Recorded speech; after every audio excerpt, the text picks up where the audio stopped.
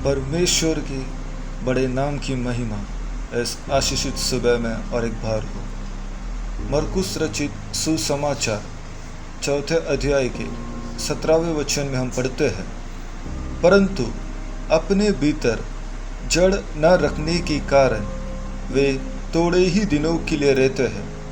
इसके बाद जब वचन के कारण उन पर क्लेश या उपद्रव होता है तो वे तुरंत ठोकर खाते हैं। पढ़े हुए वचन के आधार पर ठोकर न खाना, डू नॉट बी ऑफेंडेड, इस विषय पर मनन करने आज हम प्रभु में शरणगात होंगे। पथरीली भूमि पर जो बोया गया वह क्या है, प्रभु यीशु मसीह अपने चेलों को बता रहे हैं। वचन को सुनकर तुरंत आनंद से ग्रहण कर लेते हैं, परंतु भीतर जड़ न रखने के कारण थोड़े ही दिनों में वचन के कारण होने वाले क्लेश या उपद्रव से वे ठोकर भी खाते हैं। यहाँ पर एक वचन का उपयोग किया गया है जो हमें ध्यान देना बहुत ही जरूरी है।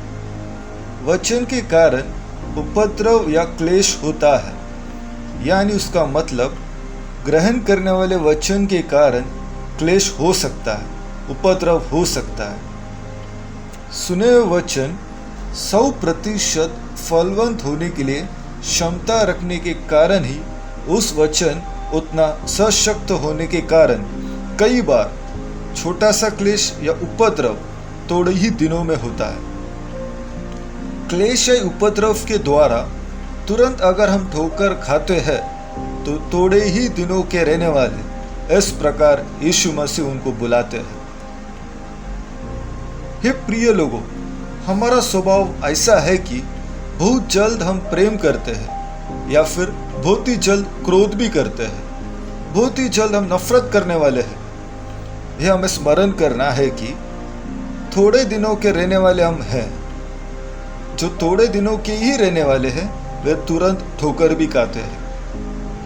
अगर हम चाहते हैं कि हम थोड़े दिन के रहने वाले न होते हुए और ठोकर न खाना है तो हमारे भीतर जड़ होना बहुत ही जरूरी है। जड़ क्या है यह सब हम अच्छे से जानते हैं। एक वृक्ष को हवा और तूफान के बीच में भी न उखड़ते हुए उसे स्थिर वो जड़ ही रखता है। वो ऊपरी भाग में नहीं है बल्कि वो गहराई में उतरता है। एक छोटी सी विषय में या फिर एक छोटी सी बात में अगर हम ठोकर खाते हैं तो आज के दिन प्रभु से कहिए, हे प्रभु, आपका वचन ऊपरी भाग में रखने ही नहीं बल्कि मेरे जीवन के गहराई में उतरकर कार्य करने के लिए अवसर देना। उपद्रव, क्लेश सब इन अंतिम दिनों में बाढ़ के समान, आंधी तूफान के समान आने पर ठोकर न खाते हुए स्थिर रहने के योग्य बल और गहराई मुझे प्रदान करने के लिए हम प्रभु से प्रार्थना करेंगे। यह वचन आज सुबह सुनने वाले मेरे सारे प्रिय लोगों से मुझे जो परमेश्वर का संदेश कहना है कि आप ठोकर ना खाना। परमेश्वर का वचन आपका भीतर कार्य करने के लिए आप अनुमति दीजिए। जिस प्रकार भक्त गाते हैं, गहराई में आपके वचन के द्वारा आप मुझसे बात करना। परमेश्वर का बहुमूल्य वचन जड़ न रखने के कारण तो कई विषयों पर हमारा मन विचलित होगा। इसका एक उदाहरण हम पवित्र शास्त्र में भी देखते हैं। लूका रचित सुसमाचार का 10वां अध्याय के 38वें वचन से एक मार्ता नामक बहन की जिंदगी को हम देख सकते हैं। यीशु मसीह और रहने वाले उसके गांव में आए हैं। यह खबर सुनकर यीशु मसीह का स्वागत उसके घर में वे कर रही है।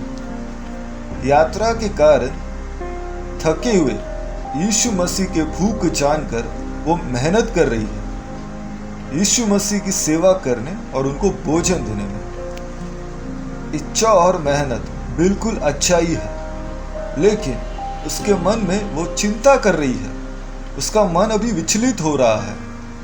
मेरी बहन मरियम मेरी सहायता करने नहीं आ रही है, वो केवल प्रभु के चरणों में बैठकर वचन ही सुन रही है।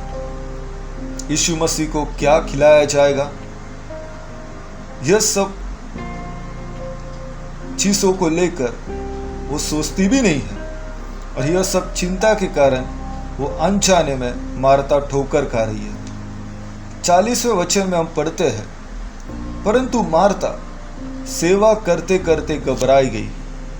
मुझे सुनने वाले मेरे प्रिय लोगों, काम में अति व्यस्त होने के कारण, बड़े बड़े जिम्मेदारी के कारण आप लोग घबराए जाए, ऐसा प्रभु कभी नहीं चाहते हैं। आप ठोकर खाओ, ऐसा प्रभु नहीं चाहते हैं। अनजाने में अनुभव करने वाले क्लेश में, उपद्रव में, कष्ट में हमें स्थिर रहना है।